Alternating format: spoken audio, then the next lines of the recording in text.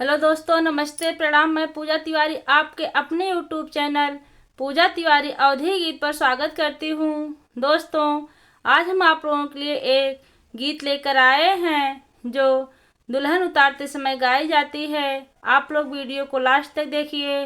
पसंद आए तो लाइक कीजिए, सब्सक्राइब कीजिए, कमेंट और शेयर ज़रूर कीजिएगा।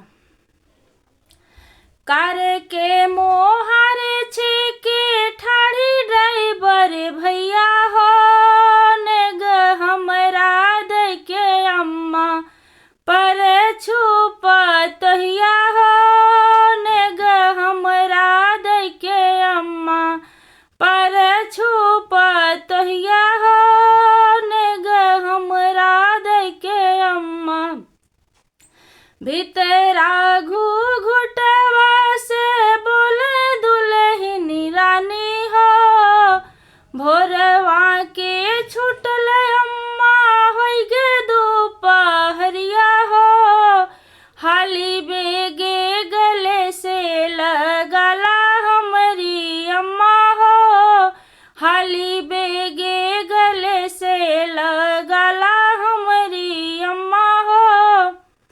कारे के मोहारे छेके ठाढ़े ड्राइवर भैया हो, नेग हमरा दे के अम्मा पर छुप तहिया हो, नेग हमरा दे के चाची पर छुप तहिया हो।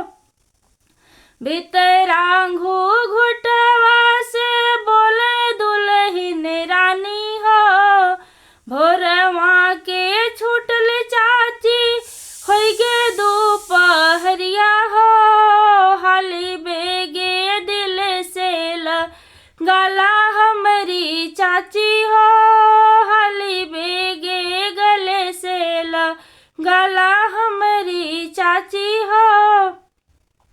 कारे के मोहारे छेके ठाढ़े ड्राइवर भैया हो, नेग हमरा दे के भाभी पर छुप तहिया हो, नेग हमरा दे के भाभी।